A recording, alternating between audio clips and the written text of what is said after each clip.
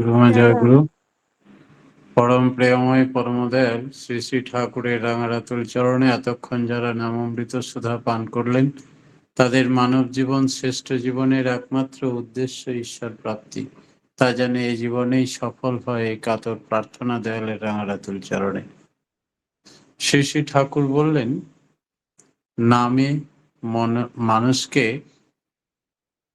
তীক্ষ্ণ করে আর ধ্যানে গ্রহণক্ষম করে। তাই নাম এবং ধ্যান দুটোই খুব প্রয়োজন। নামে মস্তিষ্ক তীক্ষ্ণ হয়, অল্পতেই সে টের পেয়ে যায়, ধরতে পারে।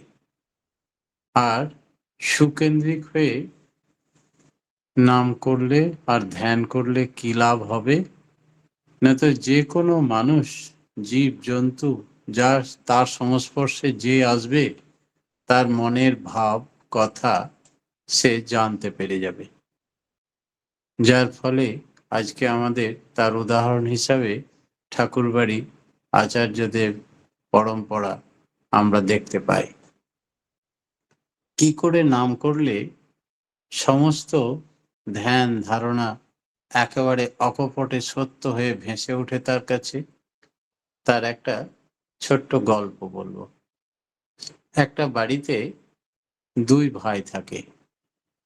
তো বড় ভাই হচ্ছে অন্ধ, কিন্তু সে খুব ঠাকুরের ভক্ত, সব সময় নাম চালায়। আর ছোট ভাই তাকে হাত ধরে ধরে নিয়ে গিয়ে বলল যে আমাদের জমিতে যে সমস্ত ফসল আমরা লাগিয়েছি, তা যেন কোনো জীবজন্তু খেয়ে না ফেলে, তাই তোমাকে এই ক্ষেতের পাশেই একটা চালা ঘরে বসিয়ে দিচ্ছি। এইখানে তুমি আওয়াজ পেলেই চিৎকার করবে, তাহলে আশেপাশের লোকজন চলে আসবে আর সেই জীবজন্তু ভয়ে পালিয়ে যাবে। তাই বড় ভাইকে ধরে ধরে নিয়ে গিয়ে সেই জমির পাশে চালাতে বসিয়ে দিয়ে আসে। তিনি ওখানে বসে বসে, একেই তো চোখে কিছু দেখে না, মেরুদণ্ড সোজা করে বসে সেই পরমেশ্বরের ধ্যানে মগ্ন হয়ে থাকে। যারা নাম ধ্যান করে তাদের ব্রেন সেলগুলো অ্যাক্টিভ হয়ে যায় এবং প্রত্যেকটি নার্ভ তন্ত্র অ্যাক্টিভ থাকে, ইন্দ্রিয় অ্যাক্টিভ থাকে। তাই জ্ঞানেন্দ্রিয় অ্যাক্টিভ হয়ে ওঠে, অন্তর্দৃষ্টি খুলে যায়। তাই একদিন হঠাৎ তাদের যে ধানের ক্ষেতের চারিধারে বেড়া দেওয়া ছিল, সেই বেড়াটা ভেঙে পালিয়ে গেল কেউ, অনুভব করলেন সেই একনিষ্ঠ ভক্ত অন্ধ। পিছনেই রাজা তীর ধনুক নিয়ে তাড়া করেছে ওই হরিণটাকে শিকার করার উদ্দেশ্যে। সে এসে চালাতে বসে থাকা তাকে বলছে, তুমি কি দেখেছো এধারে হরিণ ছুটে পালিয়েছে? তো বললে, আমি তো অন্ধ মানুষ, দেখতেই পাচ্ছেন আমার চোখ নেই। তবে এ কথা ঠিক যে হরিণটা আমাদের এই ক্ষেতের মধ্যে ঢুকে পড়েছিল এবং আমাদের বেড়া ভেঙে পালিয়েছে। তাহলে তুমি তাহলে সেটা বুঝতে পারলে কি করে, অন্ধ যদি? বলে, রাজন, আমি যা বলছি সেটা সত্য। আর এই হরিণের পিছনে আপনার দৌড়বার কোনো যুক্তিই নেই, আপনি এখানেই ক্ষান্ত হন, আপনার শিকারের অযোগ্য সে। বলে, তার মানে? সেটা হরিণ ছিল না, হরিণী ছিল, গর্ভবতী হরিণী ছিল, যেটা রাজনের পক্ষে সম্মানজনক নয়। সেই কারণে আপনি সেটার পিছনে আর ছুটবেন না। তাহলে তুমি তো অন্ধ, একে তো হরিণ নয় হরিণী, গর্ভবতী, এত সব কথা জানবে কি করে তুমি? বলে, ওই যে আমি বসে বসে নাম করি, চোখে দেখি না, কিন্তু আমার সমস্ত ইন্দ্রিয় সজাগ, তাই আমার অনুভূতি অনেক বেশি সাধারণ মানুষের থেকে। আমি কনসেন্ট্রেট থাকি সব সময় তাকে নিয়ে। বলে তোমার ওই সব ভরমের গল্প শুনবো না, দেখি তুমি কতটা সত্যবাদী। বলে মন্ত্রীদের গিয়ে বললেন, যেমন করে হোক এই সত্যতা বার করতে হবে, সত্যি কি সেটা হরিণী ছিল? মন্ত্রীরা চারিধারে সংবাদ নিয়ে ছুটল তার পিছনে, নিয়ে রিপোর্ট এসে বলল, হ্যাঁ মহারাজ, সেটা হরিণী ছিল এবং গর্ভবতী ছিল। বলে চলো তো সেই অন্ধের কাছে যাই। তার পক্ষে কি করে এটা বলা সম্ভব হলো? তখন সে অন্ধকে বলছে, তোমাকে বলতেই হবে, তুমি অন্ধ তো জানলে কি করে? তখন অন্ধ বলে, আমার প্রভু আছেন, তিনি সব জানেন। আমার চোখ দুটো নেই, দৃষ্টিশক্তি নেই ঠিক কথায়, কিন্তু অন্তর্দৃষ্টি বড় প্রখর। যদি সেটা হরিণ হতো তাহলে আমাদের এই বেড়াটা বিশেষ উঁচু নয়, ওটা টপকে লাফিয়ে চলে যেত, ভাঙতো না।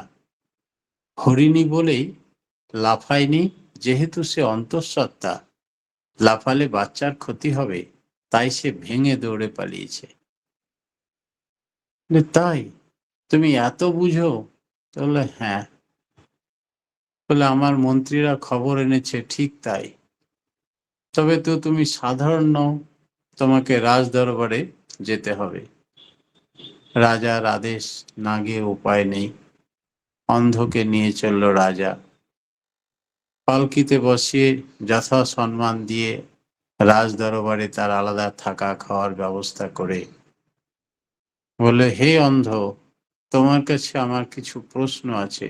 তোমার বুদ্ধিমত্তা, তুমি সব জানতে পারো, বলো তো, আমার স্ত্রী কি সতীসাধ্যী নারী? বলে, রাজন, এটা সম্পূর্ণ ব্যক্তিগত ব্যাপার, যা হবার হয়ে গেছে, এই বিষয় নিয়ে আর আপনি মাথা ঘামাবেন না, তাতে অশান্তি ছাড়া শান্তি হবে না। বলে, না, তোমাকে বলতেই হবে। বলে, ঠিক আছে, তাহলে আমার ঘরে একবার রানীকে পাঠাতে হবে। রানীকে পাঠালেন। তিনি আঙুল দুটো বাড়িয়ে বললেন, রানীমা, আমার একটা আঙুল আপনি চেপে ধরুন। রানীমা, পরপুরুষের গায়ে হাত দেবেন কেন? তিনি তার গালে ঠাস করে এক চড় মারলেন। তারপরেও অনেক কথা বললেন এবং তাকে রীতিমতো গোটা শরীরে চপাটাঘাত, লাত, চর, কিল মারধর করলেন, চুলের মুঠি ধরে ফেলে দিলেন, নিয়ে চলে গেলেন। বলে, এত বড় সাহস, আগন্তুক অন্ধ, তুমি তোমার পরপুরুষ স্পর্শ করতে বলো রানীমাকে? রাজা ফিরে এসে বললেন, কি হলো, আমার স্ত্রী কি সতীসাধ্যী নারী? বললেন, না। বলে, কেন? বললেন, নয়, তবে কোনো আপনি এর জন্য শাস্তি বিধান করবেন না, এটা আমার অনুরোধ। পরবর্তীতে রানীমাকে গিয়ে বলল, তুমি ঠিক করে বলো, তুমি কি সতীসাধ্যী নারী? তাহলে আমাকে হত্যা করার থাকলে আপনি হত্যা করে দিন, কিন্তু আমি স্বীকার করছি আমি সতীসাধ্যী নারী নই। আবার অন্ধের কাছে ফিরে এসে বলল, তুমি কি করে জানলে? তাহলে দেখুন, পরপুরুষ স্পর্শে যার এত বাধা, একটা আঙুল ছিল না, সে আমার গোটা শরীর স্পর্শ করলো, তাতে কোনো আপত্তি থাকলো না, তাহলে সে সতীসাধ্যী নারী হতে পারে না। মুখেই বলতে পারত।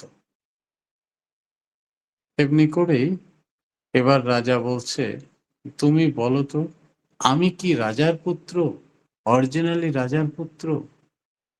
বলে, রাজন, এ কথা আমাকে জিজ্ঞেস করছেন কেন? বলে, না, বলতেই হবে, তুমি সব জানো। তখন বলছে, আপনি কথা দিন আপনার মাকে আপনি আক্রমণ করবেন না। বললেন, না, করব না। আপনি রাজার পুত্র নন। তবে আমি কার পুত্র? বলে, একজন কিপ্টে ব্যবসাদারের পুত্র। বললে, তাই?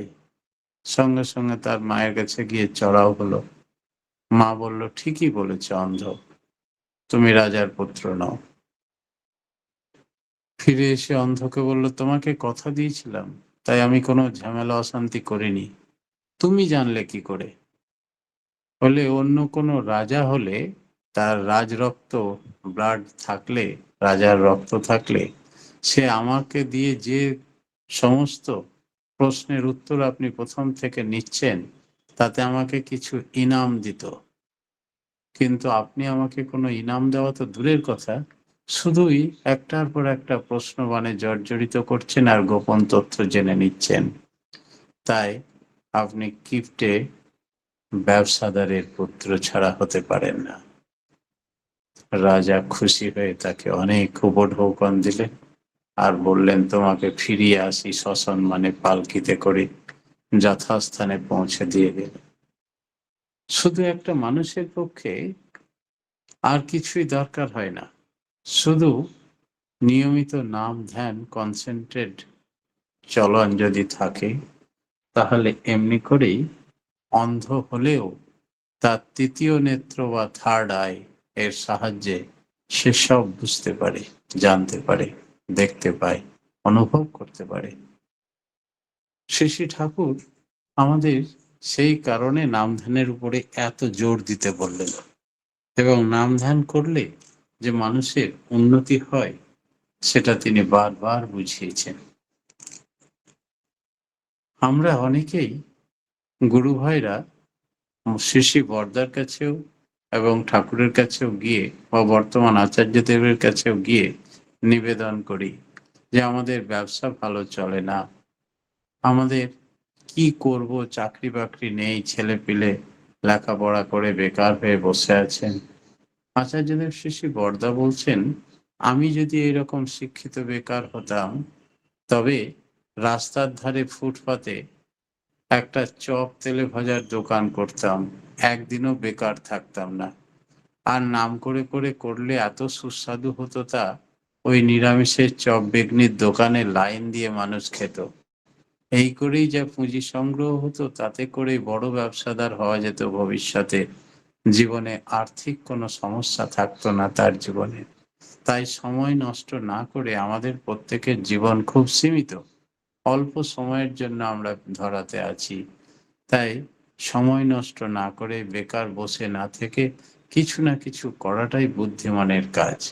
আমাদের উদ্দেশ্য প্রত্যেকের ঈশ্বর প্রাপ্তি। তখন আর ঈশ্বর ডাকবো কখন, যদি পেটের ধান্দাতেই সময় কাটিয়ে দেব অধিক সময়।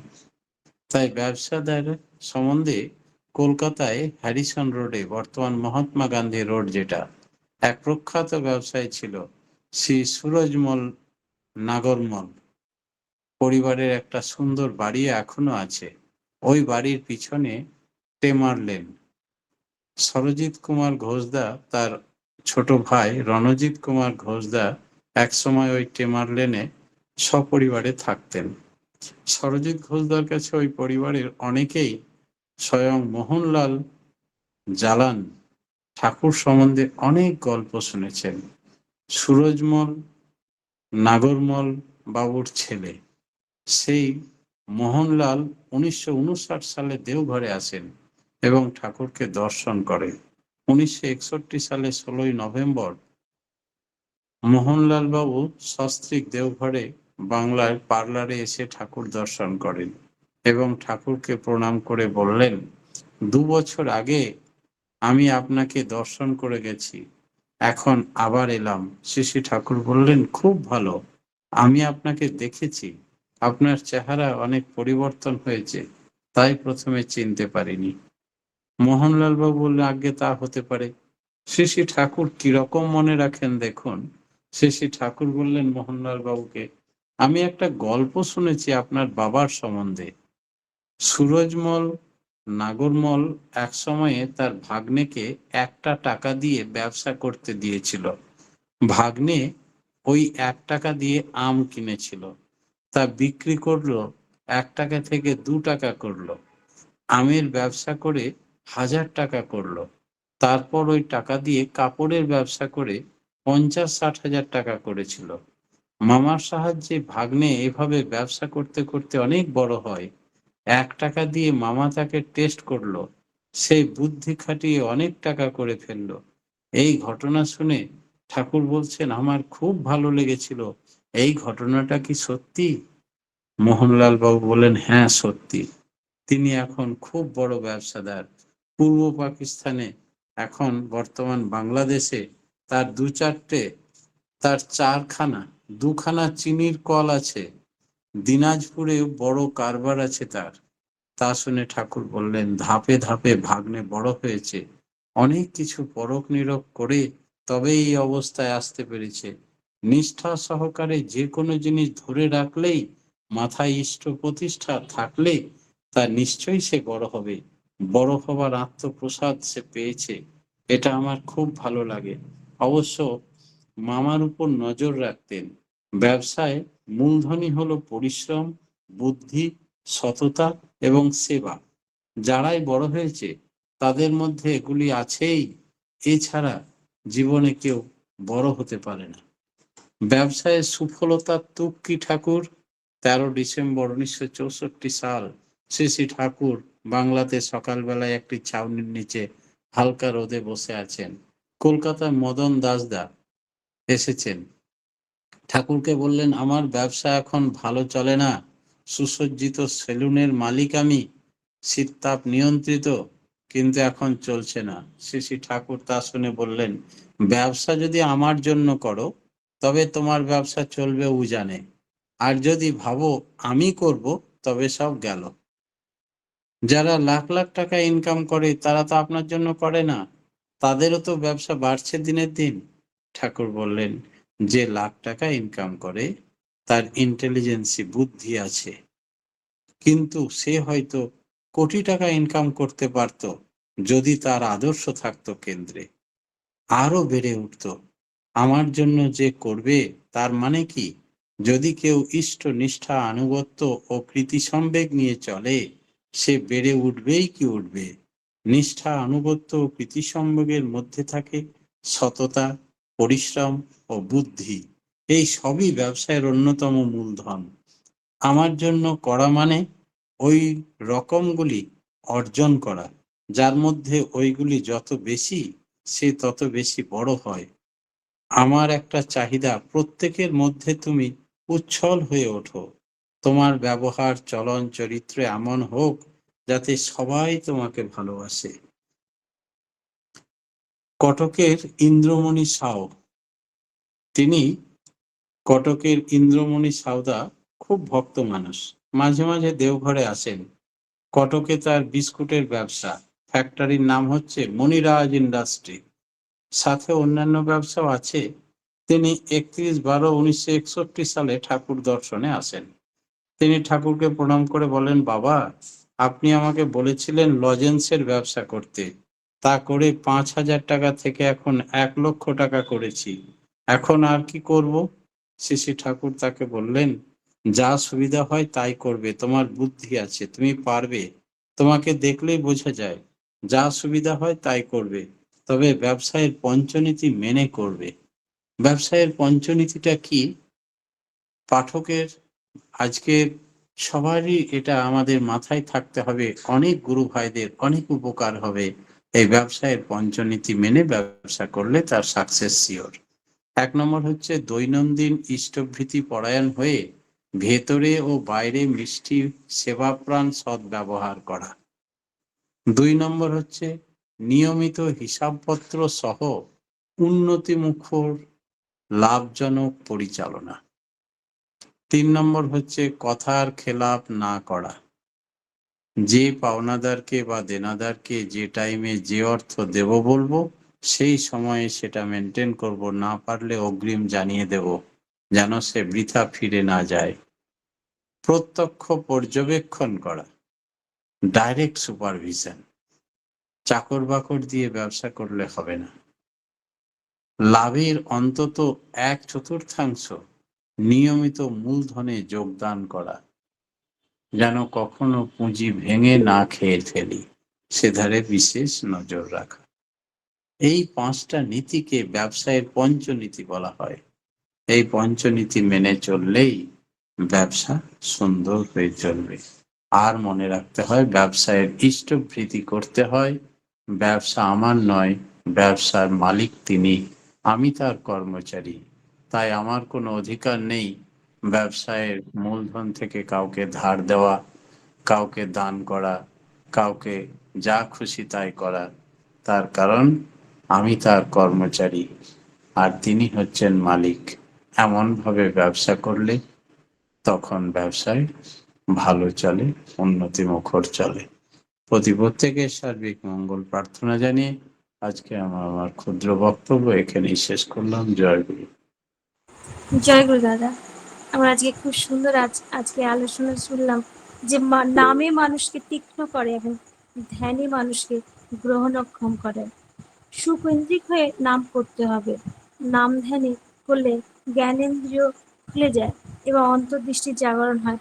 তার কতগুলো সুন্দর সুন্দর অনেকগুলো ছোট্ট ছোট্ট গল্প আমাদের বলে আপনি বলে আমাদের সমৃদ্ধ করলেন। নাম করলে স্মৃতিশক্তি বেড়ে যায়, নিষ্ঠা সহকারে কাজ করতে হয়, ব্যবসার সফলতার জন্য আদর্শ থাকা যায়, নিষ্ঠা আনুগত্য প্রীতি সম্বেক থাকতে হবে, তবেই ব্যবসার সফলতা লাভ হয়। ব্যবসার পঞ্চনীতি মেনে চলতে হবে। তার ৫টি নীতি হচ্ছে দৈনন্দিন ইষ্টপ্রাণ হয়ে সদ্ব্যবহার পরায়ণ হয়ে চলতে হবে, উন্নতিমুখর পরিচালনা করতে হবে, কথার না খেলাপ করা যাবে না, প্রত্যক্ষ পর্যবেক্ষণ করতে হবে এবং লাভের ১/৪ মূল মূলধনে যোগ করতে হবে। এগুলো যদি আমরা মেনে চলতে পারি, আমরা যদি সৎভাবে চলতে পারি এবং আদর্শনিষ্ঠ হই, তাহলে আমাদের ব্যবসায় সফলতা আসবে। খুব সুন্দর আজকে আলোচনা আমরা শুনলাম। জয় গুরু দাদা। পরম পিতার রাঙার আত্মিক চরণে আপনার সার্বিক মঙ্গল প্রার্থনা করি। আপনি আপনার পরিবার পারিপার্শ্বিক সবার দীর্ঘ নিরোগ ইষ্টচ্ছল জীবন কামনা করি প্রভু রাঙার আতুল চরণে। জয় গুরু দাদা।